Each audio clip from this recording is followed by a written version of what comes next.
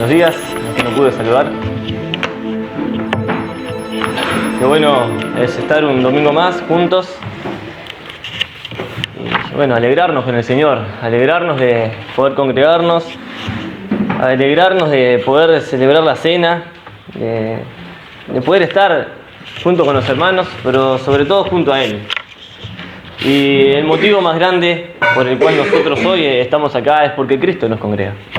Y es lindo saber que el Señor está en medio nuestro y que no hay nada imposible para Dios. Él ha hecho todas las cosas y todas las cosas las ha hecho perfectas. Qué lindo eso, qué lindo es. Cantábamos recién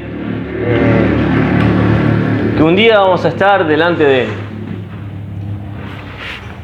Y qué bueno es poder proyectarnos hacia adelante y decir: Señor, un día voy a estar ante tu presencia. Voy a disfrutar de tu presencia, no solamente ahora en mi vida, sino literalmente. Ver a Cristo, verlo como es. La Biblia nos dice que lo veremos como cordero inmolado. Ver sus marcas en ese cuerpo glorificado. Ver lo que Él hizo en favor de nosotros como iglesia. Un momento que como iglesia anhelamos. Recuerdan que el domingo pasado hablamos acerca del día de Cristo y del día del Señor. Y que para la iglesia lo que nos espera es el día de Cristo, porque Cristo vendrá por su iglesia, pero vendrá a premiarnos, a coronar a la iglesia, y nosotros le entregaremos lo que tenemos, esas obras que hayamos hecho, sean buenas, sean malas. Subiremos ante el Bemá, ante ese tribunal, a poder entregar lo que dimos, lo que hicimos en este mundo delante del Señor. Y ahí va a estar Él, deseando poder premiarnos. Porque ese es su deseo. El deseo del Señor es poder darnos esos premios, darnos esos galardones. Y nosotros allá nos acercaremos. Algunos con gozo, con alegría por tener a Cristo adelante. Otros tal vez con vergüenza, pero en definitiva con Cristo igual adelante. Hermanos, Cristo viene. Cristo viene por su iglesia. ¿Y cuándo será? Podría ser en cualquier momento. Anhelamos que Cristo venga, y qué lindo que fuera hoy. Que fuera en este momento y nos encuentra juntos como iglesia y nos lleva al cielo para siempre con Él. Anhelamos la venida de Cristo. Vimos, ya entrando un poco ahora en el mensaje el domingo pasado, hablamos sobre diferentes tiempos, cómo Dios trató a la humanidad en diferentes etapas. Le dijimos que esas etapas se llamaban dispensaciones y que era un tiempo en el que Dios trataba al mundo de una forma en particular. En un principio hablamos del tiempo de la dispensación de la inocencia, Adán y Eva en el huerto, después de la conciencia humana, después viene el tiempo del gobierno humano, después viene la época de los jueces, luego de la época de los jueces, ahí ya estamos en la dispensación de la ley, en el tiempo de la ley. Y ahora algunos le llaman a este tiempo en el que estamos viviendo la dispensación de la gracia o el tiempo de la iglesia. La salvación, y esto también lo hablamos el domingo anterior, la salvación a lo largo de toda la historia ha sido por gracia. Nunca merecimos la salvación, nunca merecimos el perdón, todo lo contrario. Un hijo de Adán, una hija de Eva, nosotros lo único que merecemos es la condenación por el pecado, porque su pecado ha llegado hasta nosotros. Pero qué alegría que la Biblia dice que como el pecado entró por un hombre y juntamente con ese hombre la muerte, así también por un hombre entró la salvación al mundo, y ese hombre es Jesucristo. Entonces por medio de Él encontramos la salvación. Todo esto tiene que ver con lo que ha pasado, con lo que está pasando, pero en este estudio que estamos haciendo de escatología, nos estamos enfocando en lo que ha de venir, en lo que va a pasar. Hablamos del arrebatamiento de la iglesia, del tribunal de Cristo, de las bodas del Cordero. Hablamos del día del Señor el domingo pasado. Y todo eso pasaba, vimos en el mapa que hicimos acá del tiempo, que todo eso pasaba en el cielo. En el cielo, y el Señor era el que nos ponía delante del tribunal. El Señor era el que presentaba a la novia delante del Padre, que venía la presentación. Qué hermoso momento, ¿no? El novio presenta a la novia delante del Padre. Y luego después viene el banquete, ¿no? Todavía no llegamos al banquete, pero ese momento en que Cristo va a presentar a su iglesia delante del Padre, pura, sin mancha, sin defecto, sin arruga alguna. Nosotros vamos a ser parte de esa iglesia perfecta. Hoy en día tenemos muchas imperfecciones, muchos defectos, pero un día seremos perfectos y Cristo, nada más ni nada menos, nos presentará en perfección delante de Dios el Padre. Un momento que va a pasar en el cielo. Pero ¿qué va a estar pasando en la tierra en ese momento? También mencionamos acerca de ese tiempo, o se llama el tiempo de la tribulación, que vendría a ser otra dispensación, otra forma en la cual Dios va a volver a tratar a la humanidad. En esa línea cronológica que hicimos o que vimos, nos encontramos ahora en un paréntesis en el cual Dios está tratando con un nuevo pueblo, que no es el pueblo de Israel, sino que es la iglesia, formada por israelitas, pero formada por gentiles, o sea, el resto del mundo en el cual entramos nosotros también. Dios ha escogido un nuevo pueblo, y ese pueblo tiene una misión: dar a conocer a Dios. Porque ese era el plan original de Dios en un inicio. Cuando agarra a Abraham y le dice: de ti saldrá una nación, que serán como las estrellas del cielo en multitud, tiene un doble cumplimiento de esa profecía. En un principio se cumple literalmente en el pueblo de Israel, pero también nosotros somos hijos de Abraham por medio de la fe de Abraham. Por lo tanto, nosotros somos parte de esa profecía, somos parte del cumplimiento de esa profecía en Abraham, en Israel, en Cristo y en nosotros. Nosotros somos parte del cumplimiento de esa profecía. Pero un día este tiempo de la iglesia se terminará. Se terminará con lo que se llama el arrebatamiento de la iglesia o el traslado de la iglesia al cielo. Y ahí se van a venir tiempos muy, muy difíciles en la tierra. Esto habla acerca, en diferentes pasajes, casi todos los profetas del Antiguo Testamento mencionan este tiempo de la tribulación, pero la tribulación tiene un propósito. Sabemos el tiempo de la tribulación, en Daniel capítulo 12, habla acerca del tiempo de la tribulación y dice así, y vendrá tribulación cual nunca la hubo en la tierra, por tiempos y la mitad de un tiempo. Esas expresiones, tiempos y la mitad de un tiempo, hace referencia a los años que va a durar la tribulación. Cuando dice tiempo, está hablando de un año. Tiempos son 2 años y la mitad de un tiempo es medio año. O sea que tenemos 1 año más 2 años son 3, más medio tiempo, medio año, 3 años y medio de gran tribulación. Van a haber 3 años y medio de lo que se llama tribulación, donde va a haber una paz aparente. Pero esa paz aparente va a ser solamente al principio de la tribulación, porque luego se van a desatar los juicios de Dios sobre el mundo, sobre las naciones. Hace unos domingos atrás, Pablo nos habló acerca de los sellos, las trompetas y las copas. Los sellos y las trompetas se van a desatar en el primer tiempo de la tribulación, o sea, en los primeros 3 años y medio. Allí va a empezar a derramar Dios el juicio sobre el mundo. Pero, ¿qué va a pasar con Israel? La tribulación tiene un objetivo específico para Israel.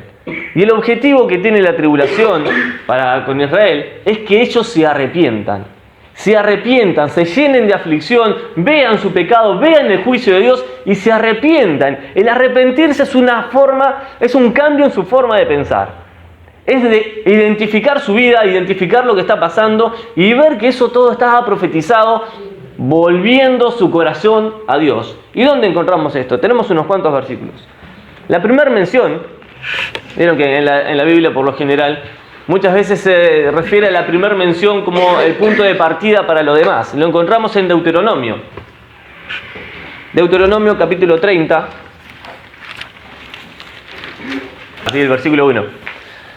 Sucederá que cuando hubiere venido sobre ti todas estas cosas, la bendición y la maldición que he puesto delante de ti, y te arrepintieres de medio de todas las naciones, a donde te hubieren arrojado Jehová tu Dios, y te convirtieres a Jehová tu Dios, y obedecieres a su voz, conforme a todo lo que yo te mando hoy, tú y tus hijos, con todo tu corazón y con toda tu alma, entonces Jehová hará volver a tus cautivos, y tendrá misericordia de ti, y volverá a recogerte entre todos los pueblos a donde te hubieres esparcido Jehová tu Dios.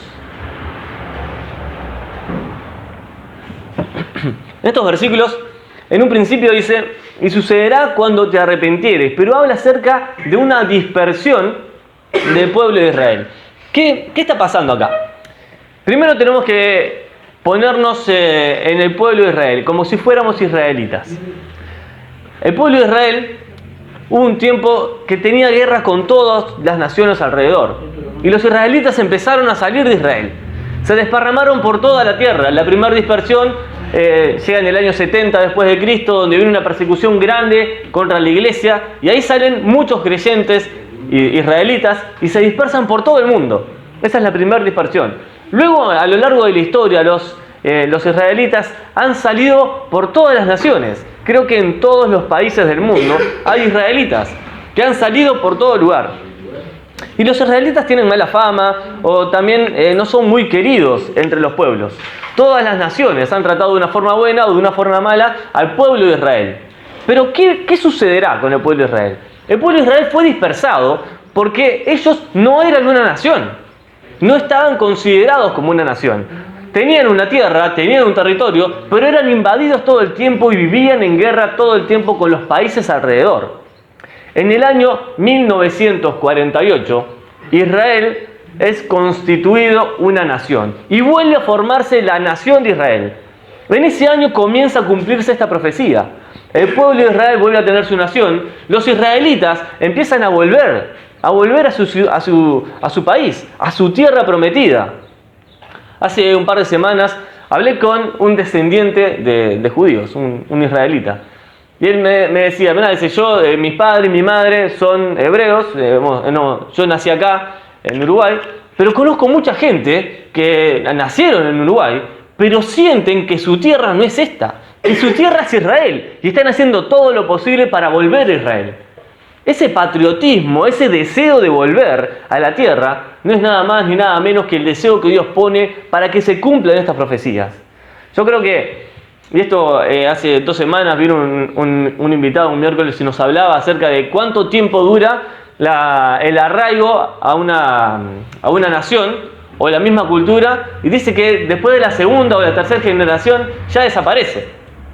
Si un matrimonio de acá se fuera a vivir a Inglaterra, en la siguiente generación, sus hijos ya hablarían inglés y los hijos de sus hijos ya ni siquiera conocerían el español, porque ya estarían viviendo en Inglaterra y se olvidarían de Uruguay y se identificarían como ingleses. Pero eso no pasa con los israelitas. Los judíos nacen en diferentes naciones, en diferentes lugares, pero ellos siguen manteniendo en algunos la pureza de su linaje. No se casan con personas que no sean judíos y siguen deseando volver a su patria, deseando volver a su ciudad, deseando volver a la tierra que Dios les prometió. Y Dios tiene un propósito a través de todo esto: volver a formar a Israel con este objetivo, que ellos se arrepientan. El versículo 2, de lo que leímos acá, dice: y te convirtieres a Jehová tu Dios, y obedecieres su voz conforme a todo lo que yo te mando hoy, tú y tus hijos, con todo tu corazón y con toda tu alma. Dice el versículo 3: entonces Jehová hará volver a tus cautivos y tendrá misericordia de ti, y volverá a recogerte de entre todos los pueblos a donde te hubieres esparcido, Jehová tu Dios. Dios va a cumplir esto. Israel va a volver a formarse. El pueblo de Israel va a volver a ser uno y va a estar todo en el mismo lugar en donde estuvieron en un principio. El objetivo entonces de la tribulación para Israel es que el pueblo se arrepienta, que vuelva a ser el pueblo de Dios, pero que se arrepienta y vuelva a Dios. También miremos Daniel capítulo 12. Daniel capítulo 12, versículo 1. Dice el versículo 1. Bueno, espero que siguen escuchando las hojas, eso está bueno. Daniel capítulo 12, versículo 1 dice: en aquel tiempo se levantará Miguel, el gran príncipe que está de parte de los hijos de tu pueblo. Y será tiempo de angustia, cual nunca fue desde que hubo gente hasta entonces. Pero en aquel tiempo será librado tu pueblo, todos los que se hallen inscritos en el libro. Y muchos de los que duermen en el polvo de la tierra serán despertados, unos para vida eterna y otros para vergüenza y confusión perpetua. Pero el versículo 1 dice que en aquel tiempo serán tiempos de angustia, cual nunca fue desde que hubo gente hasta entonces. Pero será librado tu pueblo. Israel va a ser librado de la condenación de todo el mundo. Las naciones atacarán a Israel, pero Dios librará a Israel de esos juicios contra ellos. Luego, Tenemos un montón de versículos más que les podría dar, si algunos los quiere anotar y los quiere tener, me los puede pedir luego, para que podamos tener un panorama claro de todos los pasajes que hay en el Antiguo Testamento acerca de la profecía para el pueblo de Israel, en cuanto a la formación del pueblo de Israel y el trato que Dios va a tener con ellos en este tiempo que se llama la tribulación. Pero Dios le va a sumergir a todos ellos en un tiempo de prueba, de angustia y quebranto, para que ellos se arrepientan y clamen a Él, y que puedan decir, como está profetizado más adelante, bendito el que viene en el nombre del Señor. ¿Cómo Israel va a decir bendito el que viene en el nombre del Señor si no se ha arrepentido antes? El Señor Jesús mismo dijo que un día le dirán bendito el que viene en el nombre del Señor. Y se cumplió en parte esta profecía que está también en Isaías. Cuando el Señor Jesús entró en la entrada triunfal aquí en Jerusalén, fue el primer cumplimiento. Pero se cumplirá completamente cuando toda la nación diga bendito el que viene en el nombre del Señor. Porque en ese momento, ese día en el que el Señor Jesús entró a Israel, eran unos miles del pueblo que vivían en Jerusalén, que vivían en esa ciudad, que le aclamaron, que ponían hojas de palmera, que le hicieron un camino y vendían bendito, Hosana el que viene en el nombre del Señor, bendito el que viene en el nombre del Señor. Pero un día toda la nación de Israel dirá bendito el que viene en el nombre del Señor. Y ese momento se cumplirá al final de la tribulación. Cuando termine el tiempo de la tribulación, el Señor Jesús vendrá, porque ahí Israel se habrá arrepentido. Se habrá arrepentido de su pecado, de su maldad, y volverá su corazón a Dios. Y ese es el objetivo de la tribulación para Israel. Hay un objetivo de la tribulación para las naciones gentiles.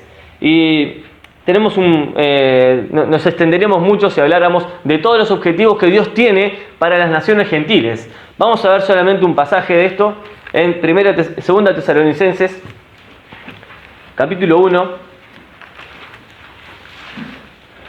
Segunda de Tesalonicenses, capítulo 1, versículos 6 al 10. Antes de esto, en Deuteronomio, capítulo 30, que fue el pasaje que vimos al principio, en el versículo 7, que no llegamos a leerlo, Dios promete que va a juzgar y a castigar a las naciones que dañasen a Israel. Y está profetizado allí en Deuteronomio capítulo 30, al principio, Deuteronomio capítulo 30, versículo 7. Es la primera mención que aparece sobre este juicio de Dios a las naciones, a esas naciones que dañen al pueblo de Israel. Acá en 2 Tesalonicenses capítulo 1 al 6 es bien explícito. Dice, porque es justo delante de Dios pagar con tribulación a los que os atribulan.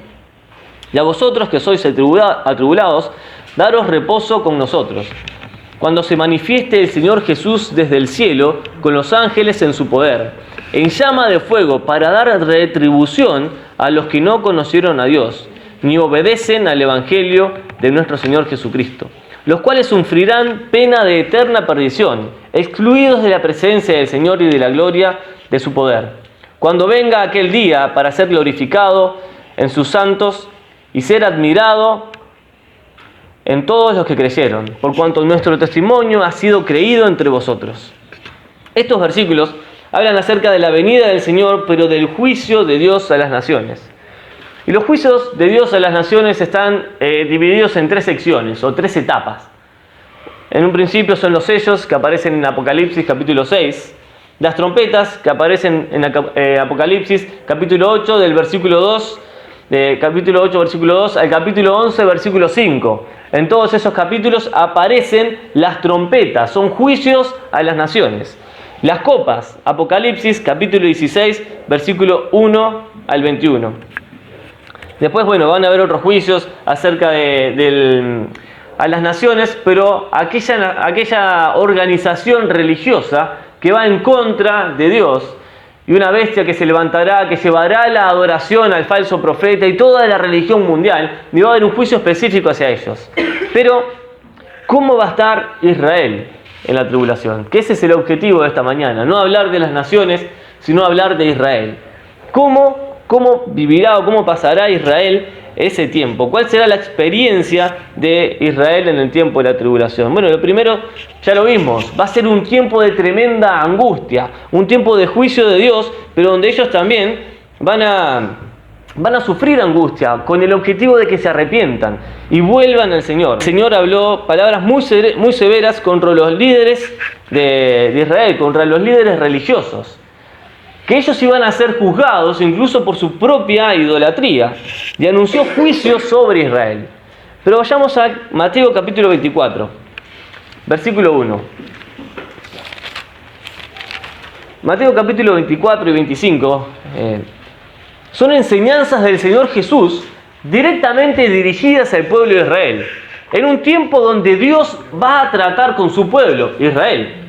Si hacen un poco de memoria, recordamos el domingo pasado, vimos que desde que se formó el pueblo de Israel, desde Abraham hasta la cruz de Cristo, con esos 400 años de silencio en el medio, Dios trató con su pueblo Israel. Y su objetivo era que Israel sea un pueblo misionero, que alcanzara a las naciones y diera a conocer al Señor Jesús, o también llamado en el Antiguo Testamento Jehová, o el ángel de Jehová, al mismo Señor Jesús. Israel rechazó eso, Israel rechazó a Cristo, Israel rechazó el reino, rechazó el Mesías. Ellos esperaban un rey que los iba a librar del imperio romano que los estaba oprimiendo en ese momento. Pero Jesús vino a darles vida y liberación espiritual. Y ellos no lo entendieron. No entendieron que su reino no era de este mundo, que su reino es un reino celestial, y rechazaron ese reino, porque se enfocaban en lo material, en lo presente, y no en el porvenir eterno. Rechazaron el reino. Y Dios obviamente que lo sabía. Ese reino fue postergado, pero no porque ellos lo rechazaron. Dios ya sabía que Israel lo iba a rechazar. Por eso, Isaías 53 nos habla acerca del rey sufriendo, del príncipe entregado, sufriendo por el pueblo. Isaías también nos habla de que iba a nacer y que iba a ser humilde entre los hombres. Pero ellos solamente se enfocaban en la segunda parte del cumplimiento, el Mesías rey, el Mesías príncipe. Y obviamente que Jesús iba a cumplir eso, va a cumplir esa profecía. Pero en este tiempo estamos en un paréntesis donde Dios está tratando con la iglesia. Y su pueblo, como leyó Brandon al principio, en 1 de Pedro, somos un pueblo que Dios formó. Ya no un pueblo físico, sino un pueblo espiritual. Porque somos de diferentes naciones, de todo el mundo, pero un pueblo espiritual que hoy cumple el propósito de Dios, que es evangelizar. Dar a conocer a Cristo a las naciones. Mateo es un evangelio escrito y dirigido hacia los judíos, hacia los hebreos. Y estos capítulos 24 y 25, Jesús va a dar enseñanzas al pueblo de Israel tocantes a la nación de Israel y al tiempo en que Dios va a volver a tratar con el pueblo de Israel. Eso es cuando la iglesia ya no esté en la tierra, o sea, en el tiempo de la tribulación. Que Dios volverá a tratar con Israel y volverá a afligirlos para que se arrepientan. Esto que va a pasar en la tribulación pasó a lo largo de toda la historia. Acuérdense del tiempo de los jueces. Israel obedecía a Dios, Dios los bendecía, pero la generación cambiaba, se olvidaban de Dios, tenían un tiempo de idolatría, caían en cautiverio de los filisteos, de Amalek y de diferentes naciones alrededor.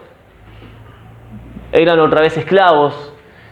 Se arrepentían, clamaban a Dios, Dios los volvía a liberar a través de otro juez. Cada uno de esos jueces es símbolo del Señor Jesús, porque Jesús viene para librar, pero la gran diferencia es que no es una liberación temporal, es una liberación eterna la que Jesús va a hacer. Cuando Él venga, vendrá como juez a juzgar a las naciones, esas naciones que van a estar oprimiendo a Israel. Todo el Antiguo Testamento apunta a Cristo. Cada una de las figuras del Antiguo Testamento nos habla de Cristo.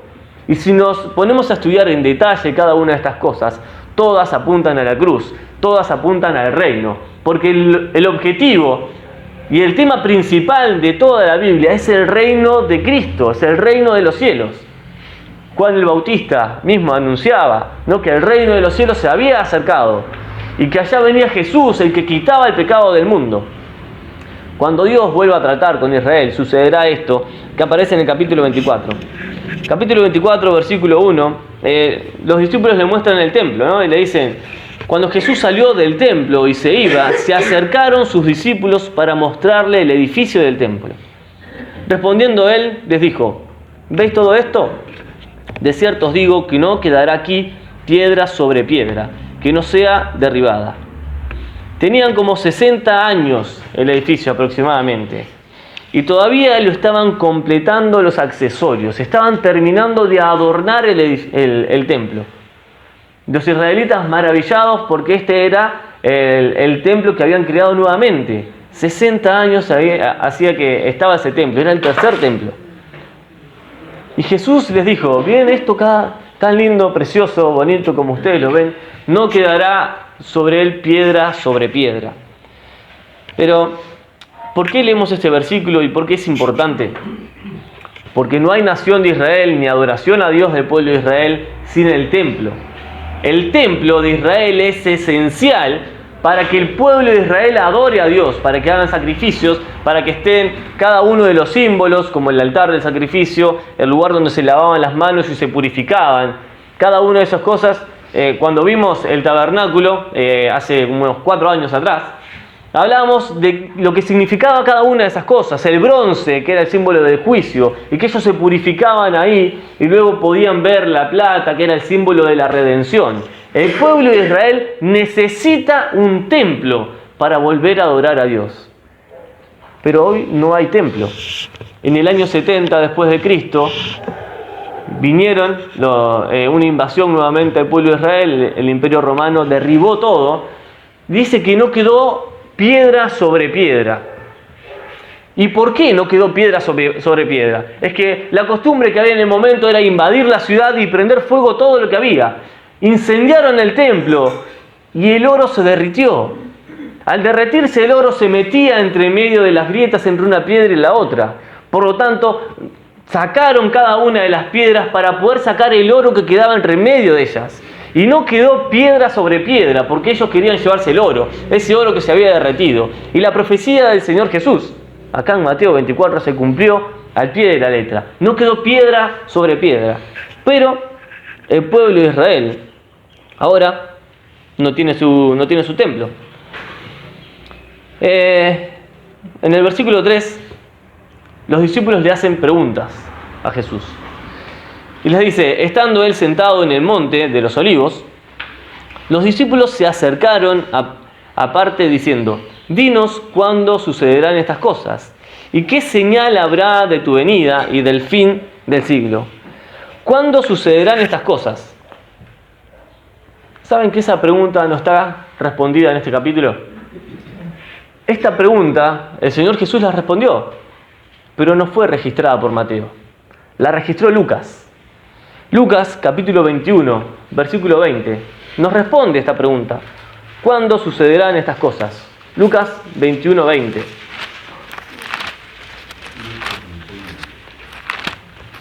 No pierdan el capítulo de Mateo porque volveremos allí.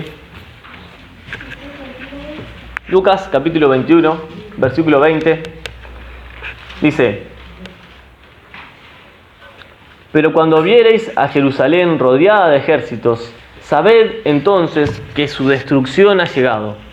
Entonces los que están en Judá huyan a los montes, los que en medio de ella váyanse, y los que están en los campos no entren a ella, porque estos son días de retribución, para que se cumplan todas las cosas que están escritas. Mas ay de las que están encintas y de las que críen en aquellos días, porque habrá gran calamidad en la tierra e ira sobre este pueblo, y caerán a filo de espada y serán llevados cautivos a todas las naciones, y Jerusalén será hollada por los gentiles, hasta que los tiempos de los gentiles se cumplan. Esta profecía es la que estamos hablando. Israel será hollada hasta que los tiempos de los gentiles se cumplan. El tiempo de los gentiles se cumplirá cuando el Señor Jesús venga. ¿Cuál es la orden o el mandato o el consejo del Señor Jesús para Israel? Cuando esto suceda, huyan, salgan, no les enfrenten porque no podrán vencerlo, huyan. Dice: ay de las que están embarazadas en ese momento. Claro, no van a poder huir, no van a poder correr como los demás. Huyan. Israel será asolada hasta que se cumpla el tiempo de los gentiles. Hoy en día Israel sigue en guerra, sigue en problemas con las naciones palestinas, con todo lo que está alrededor de ellos. Siguen en guerra. Pero un día terminará, cuando el Señor Jesús vuelva por ellos. Y la segunda pregunta sí está respondida en Mateo capítulo 24. Porque la segunda pregunta nos dice, ¿qué señal habrá de tu venida y del fin del siglo? Y bueno, los versículos 3 al 14, todos esos versículos nos hablan acerca de las señales que habrá antes de que todas estas cosas sucedan. Señales que acontecerán antes que esto suceda. Leamos del versículo 3 al versículo 8, que nos habla de la primera parte de la tribulación. Dice, versículo 4. Respondiendo Jesús les dijo, mirad que nadie os engañe, porque vendrán muchos en mi nombre diciendo, yo soy el Cristo, y a muchos engañarán. Muchos de ellos vendrán en paz, diciendo, soy el Cristo. Pero Jesús, la segunda venida, no vendrá en paz. Vendrá a destruir a las naciones, no vendrá en paz. Versículo 6. Y oiréis de guerra y de rumores de guerras. Mirad que no os turbéis, porque es necesario que todo esto acontezca, pero aún no es el fin. Porque se levantará nación contra nación y reino contra reino, y habrá pestes y hambres y terremotos en diferentes lugares, y todo esto será principio de dolores. Entonces os entregarán a tribulación y os matarán, y seréis aborrecidos de todas las gentes por causa de mi nombre. Y muchos tropezarán entonces y se entregarán unos a otros, y unos a otros se aborrecerán. Versículo 4 al 8 nos habla acerca de la primera parte de la tribulación. Guerra entre naciones. Pero el versículo 9 dice, entonces os entregarán la tribulación y os matarán. Porque en la mitad de la tribulación hay un quiebre, donde esta persona que va a estar gobernando el mundo va a empezar a perseguir al pueblo de Israel, lo va a querer eliminar, quitar de en medio y eliminar el testimonio que Dios tiene en el mundo. Entonces ahí se entregarán unos a otros, querrán matarse unos a otros, y todos van a tratar de escapar, pero no van a poder. Aún así, el Señor promete tener un remanente fiel que no se va a corromper, que no se va a entregar. La nación de Israel va a poder ser salva, porque Dios siempre tiene un remanente fiel. En estos pasajes vemos la angustia más grande de Israel. Y allí será donde deberán perseverar hasta el fin. Vieron que hay unos cuantos versículos que hablan tocante a Israel, y mismo acá en Mateo capítulo 24 dice que el que persevere hasta el fin será salvo. Ese es el momento en el cual la fe no debe faltar, y deben perseverar hasta el fin para ser salvos. La salvación será por gracia, pero su fe debe permanecer hasta el fin del tiempo.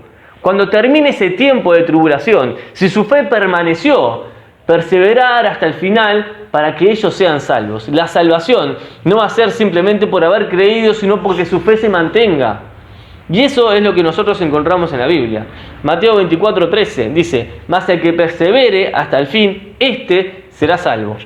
Y será predicado este evangelio del reino en todo el mundo, para testimonio a todas las naciones.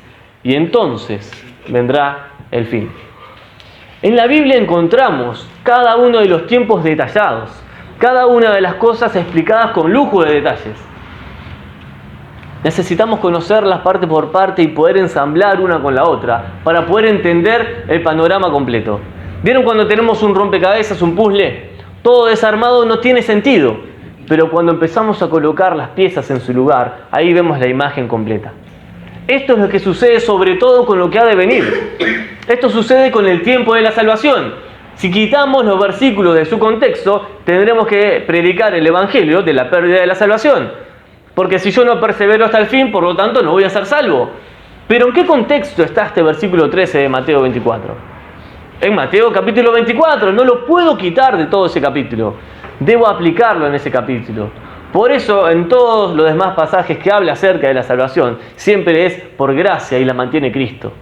La salvación no la mantengo yo, no la retengo yo. La mantiene Cristo porque depende de Él. Él me salvó. ¿Cómo va a depender de mí si yo no tenía la capacidad de salvarme?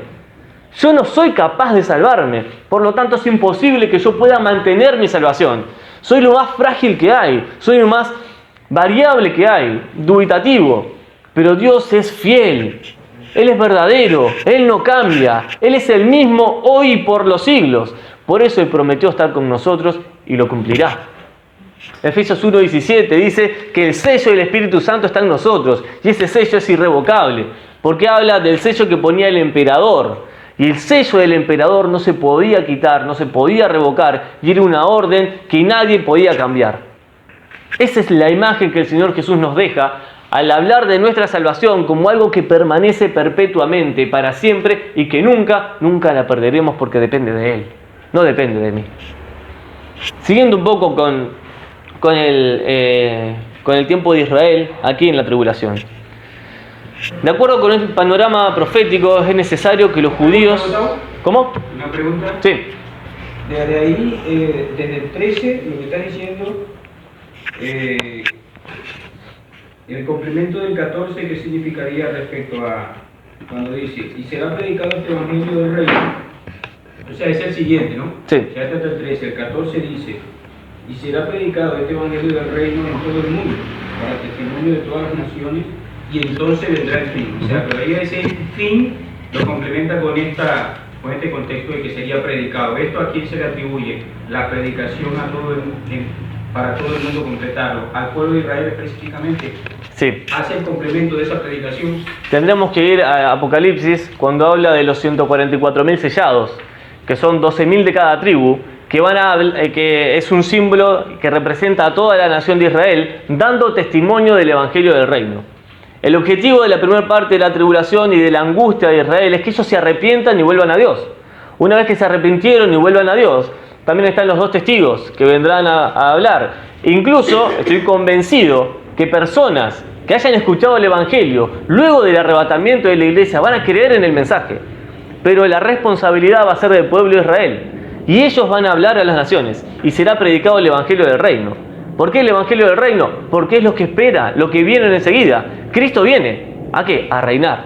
Entonces la nación de Israel predicará este Evangelio llamado el Evangelio del Reino, para que las naciones entiendan y también crean en Cristo.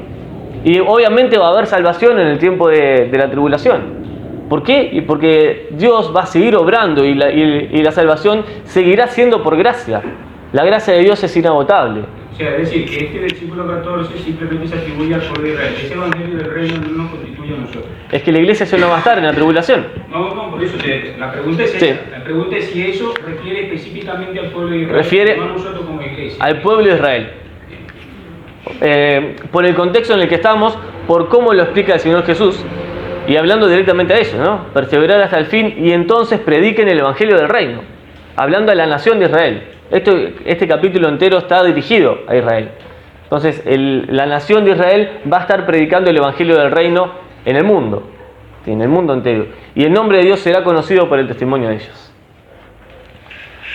Bien, un poquito más adelante, la Biblia nos habla de que ellos van a reedificar el templo. Y es anunciado. Los que están anotando, tal vez, Daniel capítulo 9, versículo 27, dice que el templo va a ser reedificado. Mateo 24, 15, el siguiente versículo, dice: por tanto, cuando veáis en el lugar santo la abominación desoladora, de quien habló el profeta Daniel, hace referencia a Daniel capítulo 9, versículo 27, el que lee, entienda. Entonces los que estén en Judea huyan. Y ahí habla de la persecución. ¿Cuál es el lugar santo? Tenemos que viajar al Antiguo Testamento, ¿no? El lugar santo era uno solo y estaba en el templo y solamente los sacerdotes podían entrar allí. Apocalipsis nos dice que esta persona, este personaje que se levantará llamado Anticristo, se va a sentar en el templo y va a querer que lo adoren como Dios. Dice este versículo: por tanto, cuando veáis en el lugar santo la abominación desoladora que habló Daniel, el Anticristo se hace adorar como Dios. Esa será la abominación desoladora. O sea, no hay nada más abominable que una persona sentada en el lugar santo haciéndose pasar por Dios, para que el mundo entero lo adore. Y si va a haber un lugar santo, por supuesto va a haber un templo. Israel volverá a tener su templo. Si se ponen a investigar, van a descubrir que Israel tiene todo preparado para edificar el templo. Que incluso los sacerdotes han empezado a estudiar sus genealogías para encontrar algunos descendientes de los sacerdotes, de la tribu de levitas, para poder ministrar. Y ya tienen un turno de sacerdotes preparado. ¿Para qué? Para comenzar el servicio en el templo. Está todo pronto. ¿Y quién es el que les va a construir el templo? Bueno, en el Apocalipsis nos dice que este personaje llamado Anticristo, para hablar de la paz con Israel, le construirá el templo. Entonces ellos tendrán su templo. ¿Por qué? ¿Por qué es necesario que un personaje así lo haga? En el lugar donde está el templo, hoy en día hay una mezquita. Y los musulmanes arderían en ira contra Israel si esa mezquita es quitada de ese lugar. Pero esta persona va a hacer, entre comillas, la paz mundial. Entonces mediará entre el pueblo musulmán y el pueblo de Israel para que esa mezquita sea quitada de ese lugar y para que sea levantado el templo de Dios en ese lugar. Y entonces ellos volverán a tener sus sacrificios, volverán a tener su costumbre, su ritual, como está escrito en el Antiguo Testamento. Pero es necesario tener los sacerdotes, y los sacerdotes ya están preparados. Tienen preparado el oro, tienen preparados los instrumentos. Lo que no tienen es el arca del pacto. Porque el arca fue una sola. Pero hay algo muy raro. Hay un lugar debajo de la mezquita que está totalmente clausurado, que nadie puede acceder, que ningún investigador ha podido acceder a ese lugar. Y dicen que ese lugar es un lugar que es impenetrable, es inaccesible. Ninguna persona puede ir a ese lugar. Y algunas personas creen que el arca está escondida allí. Y que cuando les den el permiso para poder edificar el templo, sacarán el arca de ese lugar y dirán, ya tenemos todo, hagamos el templo. Hermanos, ¿por qué de todas estas cosas? Gustavo, disculpa, quiero agregar algo con referente a eso. Sí. También leyendo en esa parte, encontré un artículo que decía que incluso están preparando algunas razas específicas, los mismos judíos, para el sacrificio. De los animales. Exacto, los animales, entre los que ellos están clasificando algunas razas especiales que ellos consideran que son óptimas como para el sacrificio. O sea, quería agregar eso, ¿no? Que sí, claro. Es bastante interesante eso. Recientemente y más que necesario, porque el sacrificio debe ser perfecto. Todos los corderos sacrificados, todos los animales deben ser perfectos. Y obviamente que prepararían sus animales, ¿sí? ¿Enrique? Creo que es importante que nos quede bien claro esto que estás diciendo, porque hay un grupo, los llamados testigos de Jehová, que tienen los salones del reino, y desconocen todo esto que estamos viendo, que es algo futuro y que es del pueblo de Israel. Sí. Para no atender a esa gente. Y sí. Es que cuando se transgiversa la Biblia o se malinterpreta, salen las sectas heréticas, ¿no? Que utilizan la Biblia, pero que no la tienen como autoridad máxima. Entonces, es bueno estudiar estas cosas, justamente para que nosotros sepamos qué es lo que creemos. ¿Sí, hermano? ¿Puedo hacer una pregunta? Sí.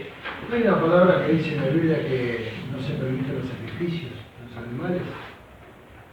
Para hacer rituales, sacrificios, ofrendas.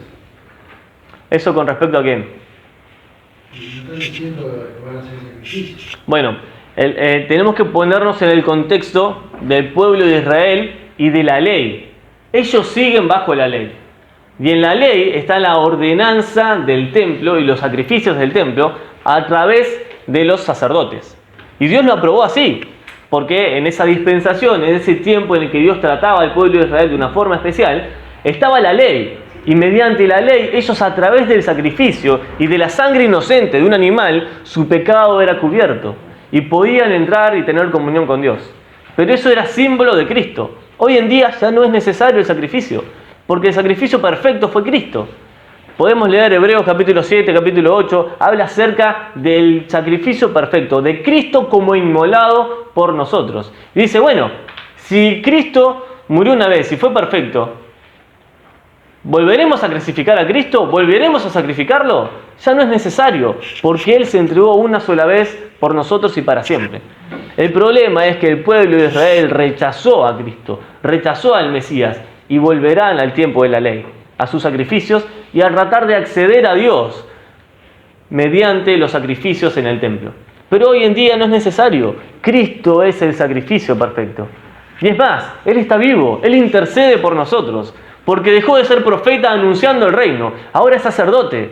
Es ese sacerdote que intercede delante de Dios. Y obviamente, ya que estamos hablando de esto, el sacerdote entraba a la presencia de Dios, al lugar santísimo, una sola vez al año, a través de un sacrificio hecho por su pecado. Pero como Cristo no tenía pecado, Él mismo fue el sacrificio, pero por nosotros. Y por eso Él ahora intercede delante del Padre como sacerdote, habiendo efectuado la purificación de nuestros pecados para siempre mediante su sangre. Por eso Él es el sacerdote perfecto. Ya no estamos más bajo la ley, estamos bajo la gracia. Y esto es lo que significa estar bajo la gracia. No tenemos que cumplir ningún ritual de los que están escritos en el Antiguo Testamento, porque a través de Cristo llegamos a la presencia de Dios, porque es el sacrificio perfecto. Israel será... No sé si hay alguna otra pregunta, alguna otra cosa que quieran comentar. Yo quisiera preguntarte algo que no entendí muy bien. Sí. El pueblo de Israel también va a volver a hacer sacrificios. Sí. Bueno, nosotros los gentiles, Sí. ahora estamos en los gentiles, tenemos que imitar o tenemos nosotros otra parte porque el sacrificio para nosotros fue Jesús, ¿verdad? Sí. Nosotros ya quedamos fuera. Sí. O sea que el pueblo judío actúa de una manera, los gentiles de otra. Eso es lo que quiero saber. Bien. Primero, el tiempo de los gentiles es ahora, cuando la iglesia está en este lugar. Y la Biblia nos dice que Cristo fue nuestro sacrificio. Y Él es el sacrificio perfecto. Porque todos los demás anteriores sacrificios, todos los corderos, eran un tipo de Cristo, un símbolo de Cristo que es el sacrificio perfecto. Y nadie iba a igualar el sacrificio de Cristo, porque los demás cubrían el pecado. Pero cuando Juan el Bautista ve a Jesús acercarse, dice: he aquí el Cordero de Dios que quita el pecado del mundo. Si quita el pecado, no es necesario un nuevo sacrificio por algo que ya fue quitado. Cristo quitó el pecado nuestro. ¿Cuándo? Cuando nos arrepentimos y creímos en Él mediante la fe. Por lo tanto, Él es nuestro sacrificio. Nosotros no tenemos necesidad de hacer sacrificios, porque Él hizo un sacrificio perfecto de su propio cuerpo por nosotros. Cuando la iglesia sea arrebatada, Dios va a volver a hablar a través de Israel. Pero Israel va a volver atrás, va a querer tener su templo y va a volver a los sacrificios del Antiguo Testamento. Porque siguen rechazando al Mesías. Hasta que Cristo venga a reinar. Hasta este momento en el cual va a pasar la abominación desoladora. O sea que el anticristo se sentará en el templo y va a querer que lo adoren. Ahí cesará el sacrificio. Ya no va a haber más sacrificio porque se colocará una imagen de él. Y los hebreos ya no van a poder sacrificar más, no van a hacer más sacrificios. Entonces allí vendrá el tiempo de su tribulación, de su gran tribulación. Se arrepentirán y volverán a Dios. ¿Se entiende? ¿Sí? ¿Alguna otra pregunta? Bueno, para redondear esto un poquito, ¿no? Esta pesadilla que le va a tocar vivir a Israel en aquel tiempo va a ser por un periodo de tiempo, pero Israel será librado. Jeremías capítulo 30, versículo 7 dice eso. Y que será protegida como nación. Aunque muchas personas morirán y muchos pagarán con sus vidas por su fe, Dios los va a cuidar. Dios va a cuidar el pueblo de Israel. ¿Por qué? Porque es su pueblo. Él lo eligió. Y el pueblo de Israel, más allá de que será perseguido, muchos van a morir. El pueblo de Israel no va a desaparecer. Vieron que a lo largo de la historia se han levantado naciones atacando al pueblo de Israel, tratando de eliminar el pueblo de Israel, pero no han podido. No han podido.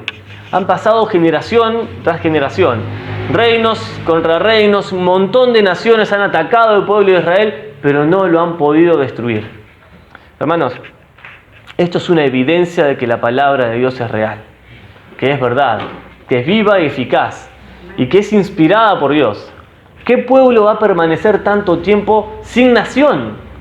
Porque Israel estuvo siglos sin ser una nación, y aún así se preservó su lengua. Les comenté con una persona que es descendiente de hebreos y él sabe hablar hebreo. Y sus padres nacieron en Europa y volvieron para acá, y aún así ellos conocen su propio idioma. Aún se conserva la misma lengua, se conservan las mismas costumbres y siguen amando su tierra. Solamente Dios puede hacer un milagro así. Si alguien te pregunta evidencias externas de la veracidad de la palabra de Dios, el pueblo de Israel es una evidencia externa. También interna, ¿no? Porque aparece directamente en la Biblia, pero una evidencia, de que la Biblia es verdad sin mencionar a la Biblia. Bueno, Israel es una evidencia. Todo lo que Dios dice acerca de Israel se ha cumplido y se seguirá cumpliendo. Cuando hablamos de profecías y de cosas que pasaron, ¿cómo creer en las profecías? ¿Cómo saber que todo lo que está profetizado va a acontecer? Bueno, si Dios cumplió todo lo que dijo en la antigüedad, si cada una de las profecías anteriores se cumplieron en Israel y en Cristo, ¿por qué dudar que se van a cumplir lo que está establecido para el futuro? A veces nosotros pensamos en las profecías como algo salido de un escritor de una película. Pero todo lo que va a pasar, ninguna persona se lo puede llegar a imaginar, porque será totalmente diferente. Dios tiene preparado un plan para su iglesia, pero también un castigo para las naciones. Las profecías son reales. Si estudiamos esto, nos tiene que dar esperanza, pero también tiene que desafiarnos a preparar nuestro corazón para la venida del Señor. No se olviden que seremos esa iglesia perfecta, sin mancha ni arruga. Yo no sé si todos los que estamos acá alguna vez intentaron sacar una mancha de la ropa. Cuesta, da mucho trabajo. Muchas veces la ropa se daña, queda marcada, para tratar de quitar las manchas. Hermanos, nosotros muchas veces hemos tenido manchas en nuestra vida, manchas en nuestro corazón, que nos han alejado de Dios. Llámese orgullo, llámese murmuración, llámese mentira, llámese falta de respeto, falta de honra.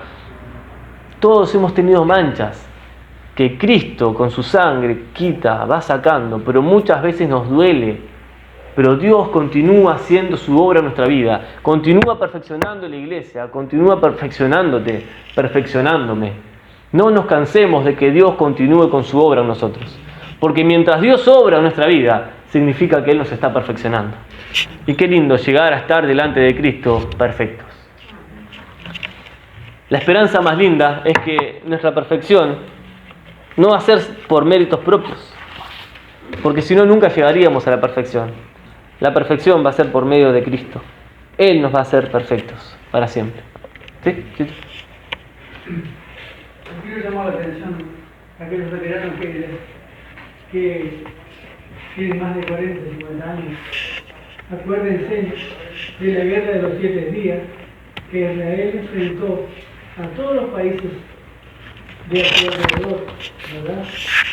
Nosotros conocemos la historia, lo recuerdo bien. El informativo decía que cuando caía un avión israelí, caían 100 sirios, egipcios, jordanos, y Israel lo derrotó. Es comparable como si Uruguay enfrentara al resto de Sudamérica. Fue asombroso. Inclusive la prensa, no recuerdo porque estoy muy de cerca todo eso, decía que la única justificación que habría era que Israel no estaba peleando solo, sino que los aviones norteamericanos estarían ayudándolos. Bueno, jamás se pudo atrapar los aviones de avión, jamás se agarró un avión norteamericano. Israel derrotó a todos. Eso es un mundo, ¿no? Sin duda, sin duda. A lo largo de la historia tenemos muchas evidencias así. Pero bueno, hermanos, el objetivo de todo esto es animarnos, es encontrar gozo en la Escritura y esperanza para la iglesia. Porque mientras todo esto esté sucediendo acá, nosotros vamos a estar celebrando en el cielo las bodas, la presentación de la iglesia delante del Padre. Yo no sé ustedes, pero a mí se me llena el corazón de gozo al pensar eso y que yo voy a estar ahí. Y no voy a poder creer que yo, como soy, esté delante de la presencia del Dios Todopoderoso. Lindo momento, precioso momento. Oramos, hermanos, y dejamos por acá. Amado Padre y buen Dios, Señor, recorrer la Biblia y ver tantas evidencias así llena nuestro corazón de gozo. También nos pone el compromiso de agradarte o de querer agradarte en todo lo que hagamos, Señor, porque tú eres un Dios fiel, fuerte y poderoso. Y Dios, a pesar de nuestras luchas, de nuestras batallas, tú permaneces a nuestro lado. Sabemos que has elegido a la nación de Israel como tu pueblo, pero ahora has elegido a tu iglesia como tu pueblo santo. Ayúdanos a ser celosos de buenas obras, Dios. Honrarte con nuestra vida, con nuestro corazón, ser perfectos, limpios ante ti. Para ese día en el que tú nos presentarás como la novia, perfecta, sin mancha ni arruga, en tu presencia, Señor. Gracias por tu amor, gracias por tu fidelidad y porque nunca nos has abandonado, Dios. En el nombre de Jesús. Amén.